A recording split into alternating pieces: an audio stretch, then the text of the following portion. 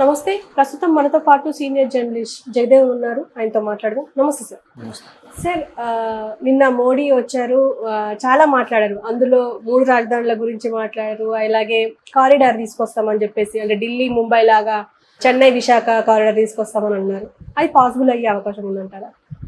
Possible అంటే ఇప్పటికిప్పుడు అవ్వకపోయినా దెర్ ఇస్ ఎ ఛాన్స్ కదా. జనరల్గా ఎవరైనా సరే కేంద్రంతో తెగదింపుల వరకు చేసుకోకుండా ఎందుకు ఉండాలంటే, రాజకీయం ఇట్స్ లైక్ అంటే పొద్దున్న లెగిస్తే నా ముఖం మీరు చూడాలి, మీ ముఖం నేను చూడాలి అన్నట్టుగానే ఉంటుంది. అంటే చాలామంది విశ్లేషకులు కూడా ఒక రకమైన అభివర్ణించారు ఏంటంటే, చంద్రబాబు నాయుడు గారు 2018లో ఎన్డీఏ కూటమితో కానీ బీజేపీతో కానీ ప్రత్యేకంగా విభేదించి బయటికి రావడం అనేదే కొంచెం పొరపాటైన అంశమే అన్నట్టుగా చాలామంది అభిప్రాయం. సో ఆ పరంగానే జరిగినట్టు అనిపించింది. ఎందుకంటే ఊరికే జగన్మోహన్ రెడ్డి గారు రెచ్చగొట్టు వదిలేశారు కదా, మాకు 25 స్థానాలకు 25 కేంద్రం మెడలు ఉంచి తెప్పిస్తాం, అది చేస్తాం, ఇది చేస్తాం అని చెప్పారు. సో చంద్రబాబు నాయుడు గారు ఎన్డీఏలో కూటమిలో ఉండి కూడా రాష్ట్రానికి ఇవ్వాల్సిన నిధులు ఇవ్వలేదని, రాష్ట్రానికి అవసరమైనప్పుడు స్పెషల్ స్టేటస్ కూడా ప్రత్యేక రాష్ట్రంగా ఏర్పడిన తర్వాత ఒక రాజధాని లేదు, ఒక వస్తువులు లేవు, కనీస మౌలిక సదుపాయాలకి సమకూర్చడానికి అవసరమయ్యే నిధులు కూడా లేవు అనే ఉద్దేశంలో ఆయన కొద్దిగా ఫైట్ చేయడం, అది ఇంచుమించు లాగుతూ వచ్చారు. తర్వాత కొంత ప్యాకేజ్ రూపంలో తెప్పించుకున్నారు. కానీ అది ఎక్కడికక్కడ అవ్వకపోవడం, వీళ్ళు రెచ్చగొట్టడం, రాజకీయ లబ్ధి కోసం వైసీపీ వాళ్ళు జగన్మోహన్ రెడ్డి గారు మాట్లాడడం, ఇది ప్రజల్లోకి బాగా బలంగా వెళ్ళిపోతుంది, మనం లాభం లేదు, ఎన్డీఏతోని ఫైట్ చేసిన బయటకు రావాలని బయటకు వచ్చేసారు. అక్కడ ఇదయింది. ఎన్డీఏ వాళ్ళు కూడా ఏంటంటే, సరే రెండోసారి గవర్నమెంట్ రావడం కదా, దానికి తోడు డిమానిటైజేషన్ కానీ లేదంటే కరోనా లాంటి అంశాలు రెండోసారికి రావడం వల్ల వాళ్ళు వైసీపీలో ఏం అడగలేదు, వాళ్ళు ఏం చేయలేపారు. ఫస్ట్ టైము డిమానిటైజేషన్ అవన్నీ చేయడము, ఫస్ట్ టైం గవర్నమెంట్ రావడము, ఎలాగా ఏం చేద్దాం, బీజేపీని సుస్థిరపరచుకోవాలి. అప్పుడెప్పుడో వాజ్పేయి గారి హయాంలో వచ్చిన ప్రభుత్వాన్ని మరలా ఇప్పుడు స్టాండ్ బై చేసుకోవాలంటే, సుస్థిరమైన ప్రభుత్వం కావాలంటే ముందు బలం పుంజుకోవాలి, రాష్ట్రాల్లో బలం పుంజుకోవాలి, మెల్లమెల్లగా దక్షిణాదికి విస్తరించాలనే ఆలోచనలోనో మరే ఇతర కారణాల వల్ల బీజేపీ పూర్తి స్థాయిలో సపోర్ట్ చేయలేదన్నది వాస్తవం. సో ఇప్పుడు రెండోసారి కూడా గవర్నమెంట్ ఫామ్ అయ్యి చేసిన తర్వాత ఇక్కడ దురదృష్టవశాత్తు వైసీపీ రావడం గవర్నమెంట్, ఈలోగా ఆయన విభేదించి సైడ్ అయిపోవడం, ప్రతిపక్ష నేతగా ఉండిపోవడం, ఇవన్నీ ఒకదాని తర్వాత ఒకటి జరిగిపోయి వీళ్ళు కూడా ప్రతిసారి కేంద్రం దగ్గరికి వెళ్ళడం, చేతులు కట్టుకొని ఉండడమే తప్ప గట్టిగా అడిగింది లేదు, బెదిరించింది అసలు సీనే లేదు. సో వాళ్ళు కూడా ఏంటంటే వీళ్ళు కూడా పోనీ కనీసం వైసీపీ వాళ్ళు కాంగ్రెస్తో పడదు, మన కాంగ్రెస్ ద్వారా వాళ్ళు సపోర్ట్ తీసుకొని మాట్లాడతారంటే అది లేదు. బీజేపీ దగ్గరికి వచ్చేసరికి ఆల్రెడీ కేసులు ఉన్నాయని ఉద్దేశము, మరే ఇతను బెయిల్ మీద ఉన్నారని ఉద్దేశము, ఇతను గట్టిగా అడగలేకపోయాడు. సో ఏమీ అవ్వలేదు. అదే మోదీ గారు కూడా చెప్పారు కదా, పోలవరం సంబంధించి ఆల్రెడీ 70% అయిపోయిన పోలవరం చంద్రబాబు గారి హయాంలో మిగతా 30 పెట్టి ఇప్పుడు కనీసం ఈడేళ్ళు పూర్తి చేసి రిబ్బన్ కటింగ్ చేస్తే ఈయన పేరు వచ్చేసేది కదా. కనీసం అలా కూడా చేయడానికి నచ్చలే. అంటే చంద్రబాబు గారు చేసింది ఏది ఉండకూడదు. అంటే చంద్రబాబు గారు నేను చేశాను, నేను చేయించాను అని అనకూడదు అనమాట ఈయన దృష్టిలో. మరి ఇప్పుడు ఈయన అంటున్నది ఏంటి, నా వల్ల ప్రతి కుటుంబం లబ్ధి పొందితే, అంటే నా వల్ల ఆయన వల్ల లబ్ధి పొందేది ఏంటి, ఆయన పాకెట్లోంచి ఇవ్వట్లేదు కదా. బట్ ఈయన అలా మాట్లాడతారు కదా, నా వల్ల లబ్ధి పొందితే ప్రతి కుటుంబము మీరు దాని గురించి బాగుపడినట్టయితే నాకు ఓటేయని అని అడుగుతున్నాడు కదా. మరి ఇదేంటిది, మరి నేను చేశాను ఈయన మరి చెప్పుకుంటున్నట్టేనా ఇండైరెక్ట్ గా.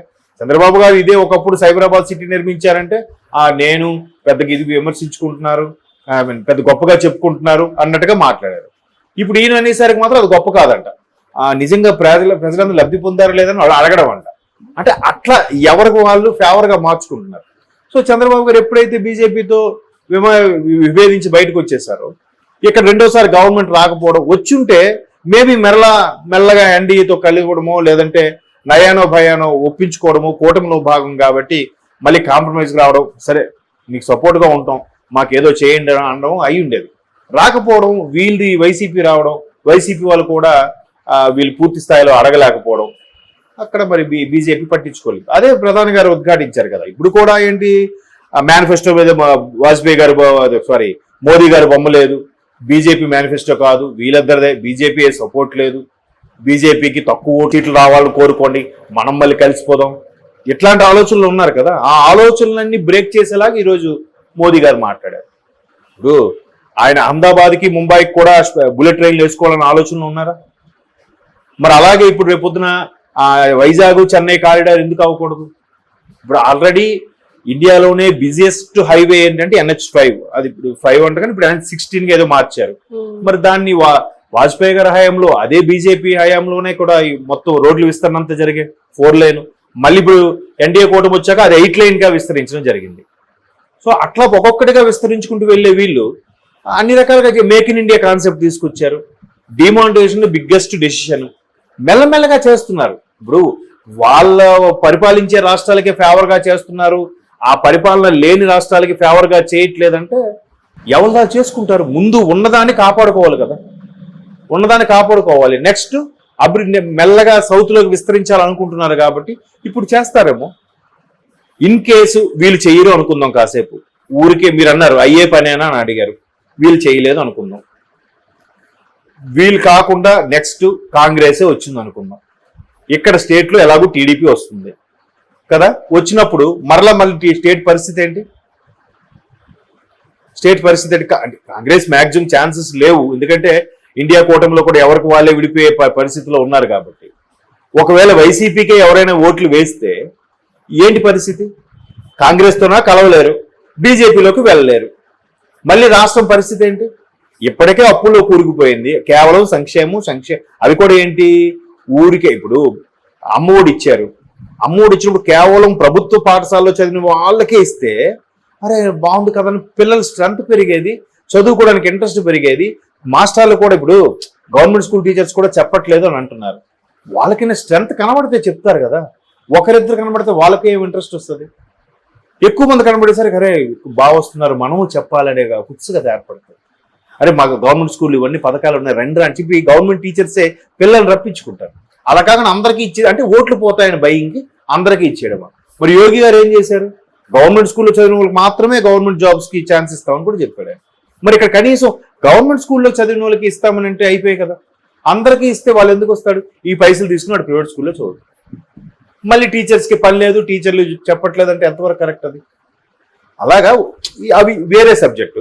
సో ఇప్పుడు మోదీ గారి హయాంలో ఒక్కొక్కటిగా వాళ్ళు చెప్పాలనుకున్నది చేస్తారేమో. ఎందుకంటే ఆల్రెడీ చంద్రబాబు గారు కూటమిలో ఏర్పడిన బయటకు వచ్చిన తర్వాత కూడా మునుపటిలా కాదు, ఈసారి ఒప్పందం నిఖార్సైన ఒప్పందం చేసుకున్నాము అన్నట్టు కూడా ఒక స్టేట్మెంట్ ఇచ్చారు. సో ఖచ్చితంగా ఈసారి ఉంటుంది. ఆ ఒప్పందం లేకపోతే ఇంకా బీజేపీని ఎవరు నమ్మరు. అండ్ మోర్ ఓవర్ సౌత్ లో విస్తరించడానికి ఇంకా అవకాశమే ఉండదు.